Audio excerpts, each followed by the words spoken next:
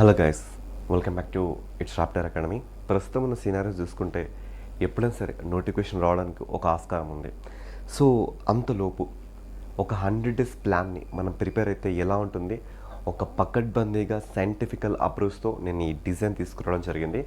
ఇది ప్రతి ఒక్కరికి, అంటే ఎర్లీగా లేచే వాళ్ళకు ఒక టైం టేబుల్, కాస్త లేట్గా లేచే వాళ్ళకు ఒక టైం టేబుల్. ఏ టైం టేబుల్ తీసుకున్నా ఇప్పుడు మాత్రం మీరు మీ లైఫ్ని డెఫినెట్గా మార్చుకోవాల్సిన అవసరం అయితే ఒకటి ఉంది.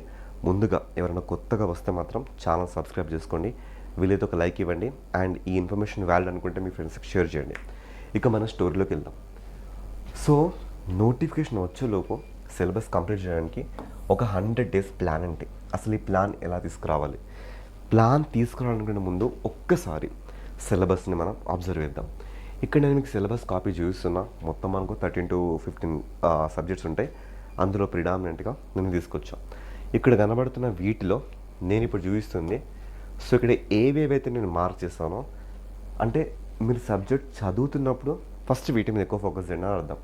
అంటే జనరల్గా ఇదంతా సిలబస్ కాపీ.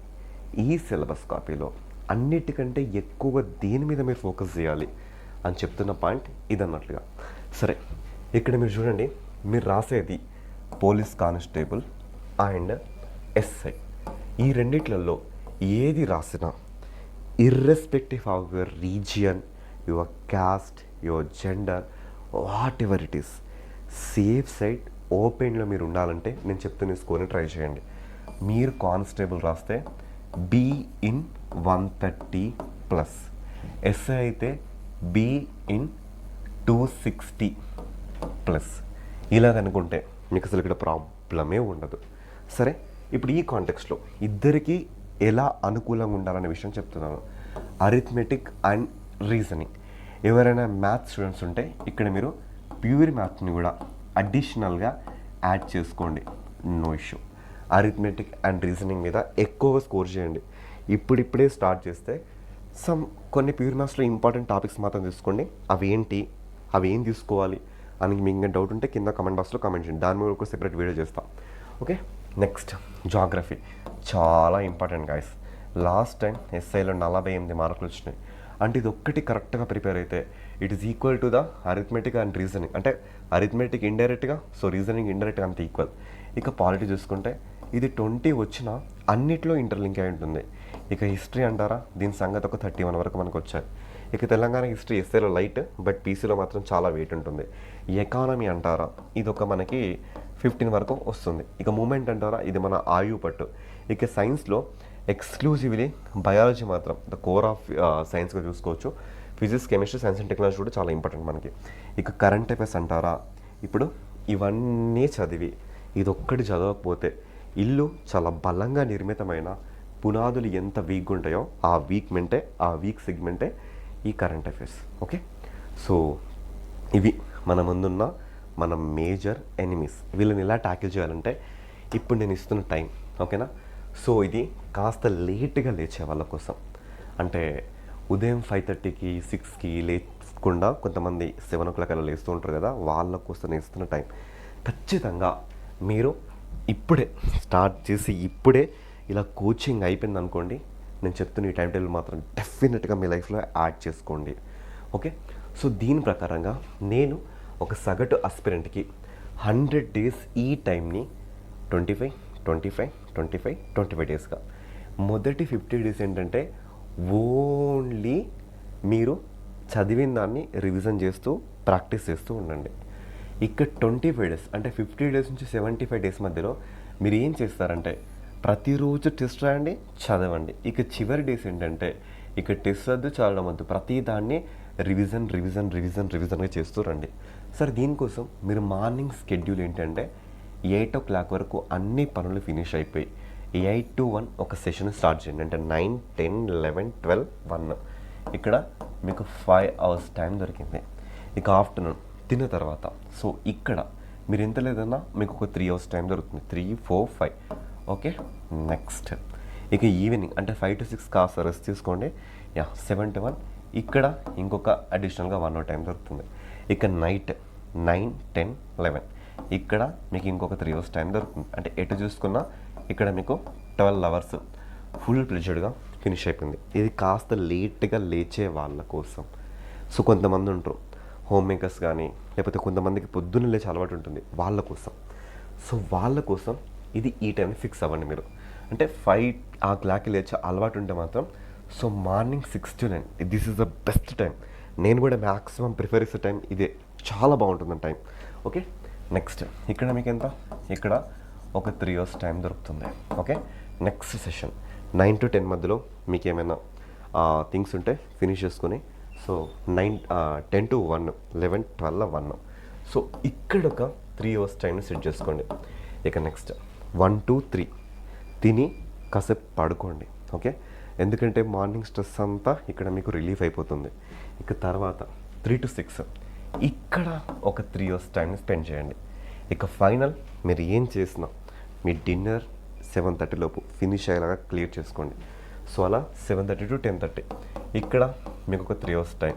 ఇలా ఎక్కడ చూసుకున్నా కూడా మీకు ఈ 12 hours టైం అనేది ఇక్కడ దొరకడం మనం చూడొచ్చు. అయితే ఈ టైంని మనం ఇంకెలా సద్వినియోగం చేసుకోవాలి? సో ఎంటైర్గా ఇక్కడ 12 hours టైం మీ చేతిలో ఉంది.